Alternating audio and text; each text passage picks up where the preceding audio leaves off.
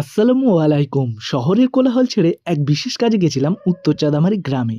উন্নত জনপদ, কিন্তু মাটির টান এখনও জোরালো। আমার সঙ্গে ছিল প্রযুক্তি, ক্যামেরা, ল্যাপটপ, ড্রোন এবং একটি বিশাল পর্দা। উদ্দেশ্য ছিল এই পবিত্র জলসার বার্তা যেন সবারই হৃদয়ে পৌঁছায়। আমার ল্যাপটপে বসে যখন ফ্রেমিং ঠিক করছিলাম, তখন বুঝলাম এই কাজটা শুধু যন্ত্রপাতি চালানো নয়। আমি চেয়েছিলাম বক্তার ইমানি কথাগুলো যেন সবচেয়ে স্পষ্ট আর সুন্দরভাবে সবার সামনে আসে। আমার ক্যামেরা সেই বিশ্বাসকে ধরছিল, আর ল্যাপটপের মাধ্যমে তা পৌঁছে যাচ্ছিল সেই বিশাল পর্দায়। এই গ্রামের মানুষগুলোর চোখে যে গভীর মনোযোগ দেখলাম, তা ভোলার নয়। তাদের সরলতা, তাদের ভক্তি এটাই প্রমাণ করে যে জীবনের উন্নতি হলেও বিশ্বাস আর মূল্যবোধ কখনো হারায় না। যখন মোনাজাত শুরু হলো, ড্রোনটা তখন আকাশ থেকে দেখালো এক অভূতপূর্ব দৃশ্য।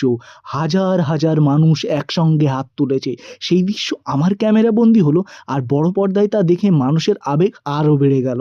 সেই সময় মনে হলো আমি শুধু টেকনিশিয়ান নয়, বরং এই পবিত্র আবেগের সাক্ষী।